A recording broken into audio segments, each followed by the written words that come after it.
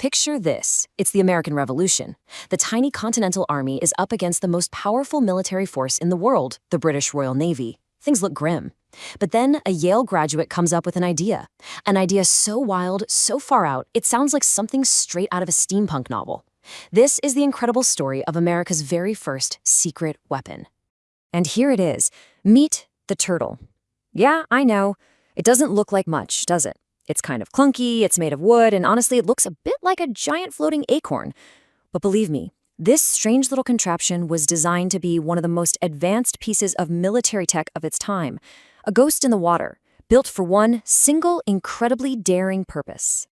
Okay, so if I asked you to imagine the world's first ever combat submarine, what pops into your head? Probably something sleek, right? A metal tube from maybe World War I or World War II? Nope. The real answer is this, a hand-powered one-man wooden egg from 1775. Someone back then even described it as looking like two upper shells of a tortoise joined together. This right here was the absolute cutting edge of technology. So to really get why anyone would pour their time and money into building this thing, we've got to rewind back to the very start of the American Revolutionary War. The colonies are in full-on rebellion, but they have a massive, massive problem. And that problem was the British blockade. The Royal Navy had a stranglehold on all the major ports, like New York Harbor, cutting off supplies, troops, everything. It was a disaster. So this brilliant Yale inventor, David Bushnell, goes to none other than George Washington with this totally radical idea. He says, what if we could sneak up on a British warship underwater, stick a bomb to its hull, and then just slip away without anyone ever knowing we were there? The goal? To break that blockade by scaring the heck out of the British fleet. But you know, it's one thing to have a crazy idea like that. It's a whole other thing to actually build it. I mean, we're talking about 1775. This required an absolutely staggering amount of ingenuity. So let's pop the hood and see how they pulled it off. So the hull was made of thick oak timbers, all sealed up with tar to make it waterproof. And inside, you, the operator, would be sitting on a tiny stool crammed in there with this crazy web of brass controls, pumps, and cranks. The whole thing was basically built for one person to operate completely alone in almost total darkness. And trying to operate it must have been an incredible workout. Just think about it. To dive, you had to open a valve and let water rush in. To surface, you had to pump all that water back out by hand. To move forward, you're cranking a propeller. To steer, you're wrestling with a rudder lever. All at the same time in this tiny, dark, claustrophobic space. It's just amazing how ahead of its time this was. We're talking about the very first time a propeller was ever used to move a watercraft. The whole thing only had about 30 minutes of air inside. And get this, how did the pilot see the depth gauges and compass in the pitch black? They used bioluminescent fungus called foxfire stuck to the needles. I mean, come on, that is just brilliant. All right, so the machine is built, it's been tested, and now it's time, the moment of truth.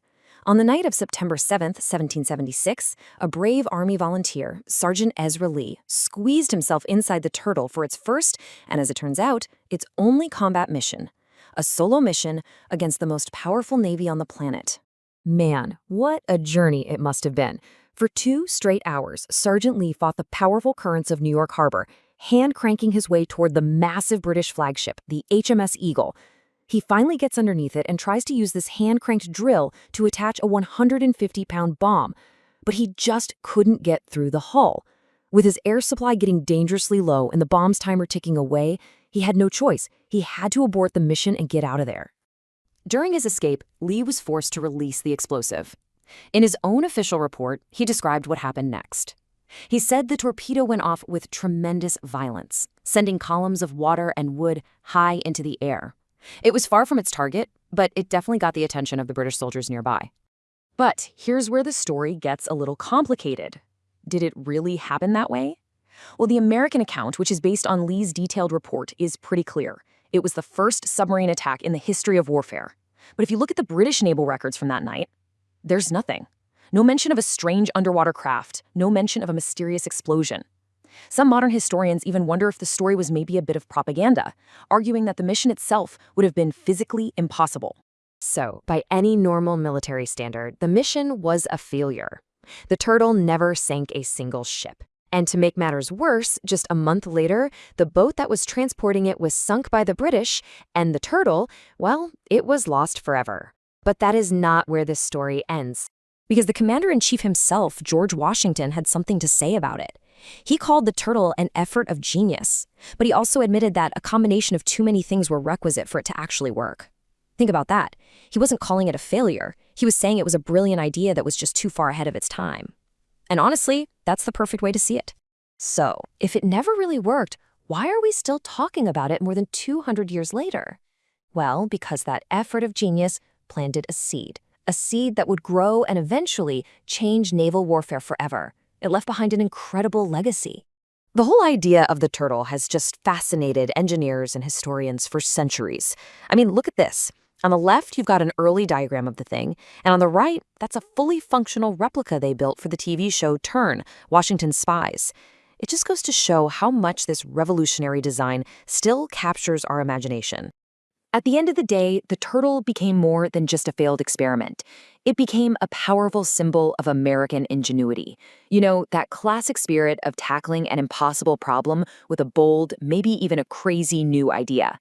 It proved the concept of underwater warfare was possible, and it really is the direct ancestor of every modern submarine in the water today. And that legend is totally alive and well. People have built at least 4 major fully working replicas. You can go see models of it in museums all over the world. But my favorite story by far? In 2007, an artist in New York built his own version out of plywood, took it for a spin, and got a ticket from the NYPD for marine mischief after he got a little too close to the massive Queen Mary II cruise ship. You just gotta love that. And that really leaves us with one final thought. The turtle failed its mission, but it absolutely succeeded in changing the future. It really makes you wonder, doesn't it? How many of history's greatest successes actually started out as glorious failures, as these incredible efforts of genius that were just waiting for the rest of the world to catch up?